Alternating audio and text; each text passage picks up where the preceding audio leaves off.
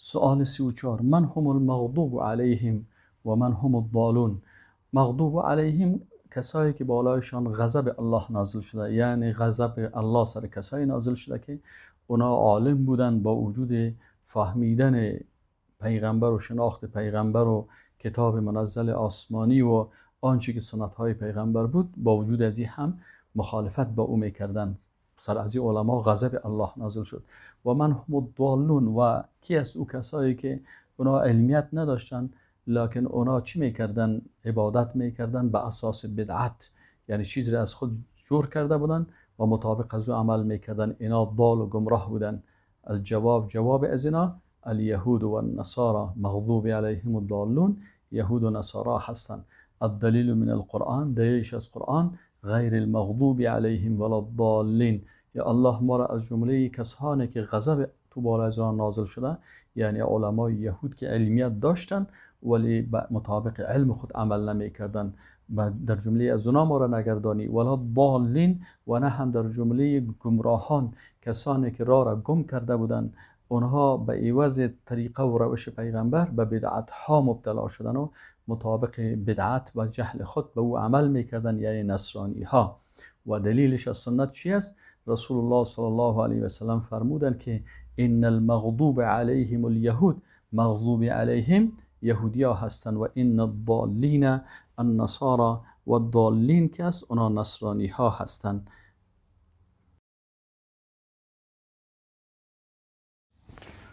سوال 35: لماذا انزل الله القرآن العظیم؟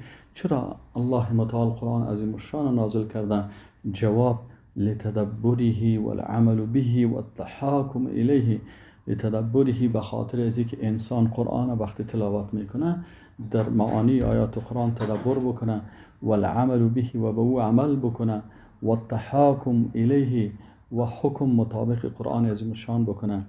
و دلیل من القرآن، دلیلش از قرآن عظیم شان چی است؟ کتاب، قرآن عظیم شان کتاب است که انزلناه، الله متعال میگه ما با عظمت و قدرت خود او را نازل کردیم. یعنی وقتی که الله متعال عظمت خود بیان میکنه ضمیر جمع به خود استعمال میکنه، و در جایی که توحید بیان میکنه باز اونجا ضمیر مفرد استعمال میکنه بر ذات ذوالجلال خود، مثل قل هو الله احد، در اونجا هو ضمیر مفرد است. اما در اینجا چون الله متعال عظمت و قدرت خود بیان میکنه میگه کتاب، یعنی قرآن کتاب است که انزلناه، ما با عظمت و قدرت خود این نازل کردیم، الیک به سوی تو ای رسول الله صلی الله علیه و سلم، مبارکون، کتاب بسیار با برکت است، لیدبروا آیاته، تا که با آیات ازی تدبر بکنن. و رسول الله صلی الله علیه و سلم میفرمایند که اقرأوا القرآن، قرآن عظیم الشان را قرائت کنین، و عملوا به و به او عمل بکنین، ولا تجفوا عنه، و دو یعنی خود خشک و جفاف که دو تدبر و تفکر نکنین، او قسم نباشین.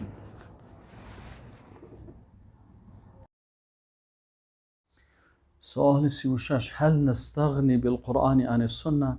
آیا ما، یعنی کفایت میکنه برای ما که ما استغنا پیدا بکنیم بالقرآن، با قرآن، عن السنه و سنت ترک بکنیم، یعنی سنت نگیریم، مثل که بعضی از ملحدین و کفار امروزی میگن که تنها قرآن کفایت میکنه و سنت قبول نمیکنن؟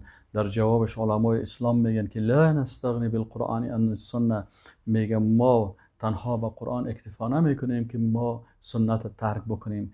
دلیلش از قرآن چی هست؟ و انزلنا الیک الذکر، و ما نازل کردیم، الله متعال میگه با قدرت و عظمت خود به سوی تو، ذکر، امی قرآن عظیم الشانه، لتبین للناس، تا بیان بکنی برای مردم توسط سنت، ما نزل الیهم، آنچه که نازل شده به ایشان. مثلا وقتی در قرآن اقیم الصلاه گفته میشه که نماز بخوانین، باز رسول الله صلی الله علیه و سلم با سنت های قولی و فعلی و تقریری خود بیان میکنه برشان که رکعت اول این قسم بخوانین، این قسم رکوع بکنین و این قسم سجده بکنین.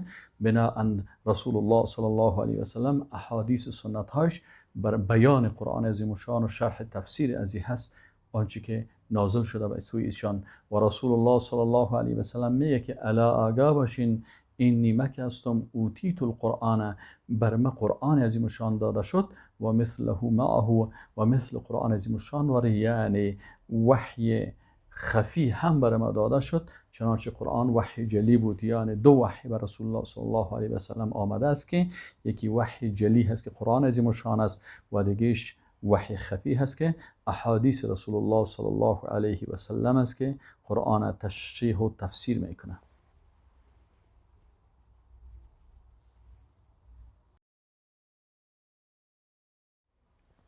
سؤال 37: هل نقدم قولا على قول الله و رسوله؟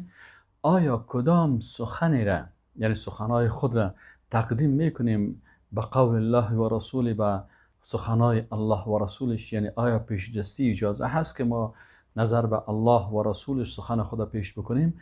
جواب: لا نقدم قولا علیهما. هیچ وقت تقدیم نمی کنیم هیچ سخنی از خود را یا از کدام عالم دیگری را نسبت به قول الله و رسولش.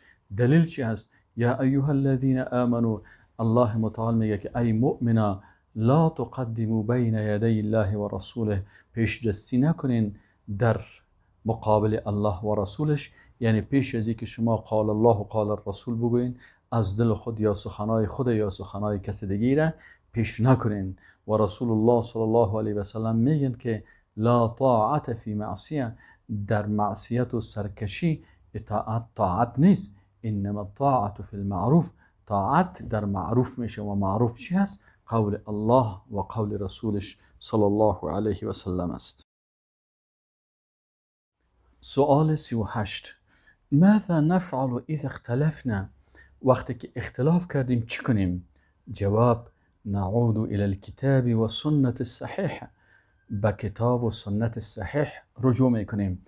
الدلیل من القرآن، دلیلش از قرآن عظیم الشان این است که الله متعال میگه که فإن تنازعتم فی شیء، اگر شما تنازع و اختلاف کردین در کدام چیزی، فردوه الی الله و الرسول، پس او را بگردانین به الله و رسول، یعنی رجوع بکنین به کتاب الله و سنت رسول الله صلی الله علیه و سلم. و دلیل از سنت رسول الله صلی الله علیه و سلم این است که میفرمایند ترکت فیکم امرین، رسول الله صلی الله علیه و سلم میگه که در بین شما دو چیز را ترک کردم، یعنی گذاشتم برای شما، لن تضلوا ما تمسکتم بهما، شما هرگز گمراه نمیشیمین تا زمانی که به این دو چیز تمسک بورزین، این دو چیز محکم بگیرین و از این دو چیز استفاده بکنین و در اختلافاتتان به او مراجعه بکنین.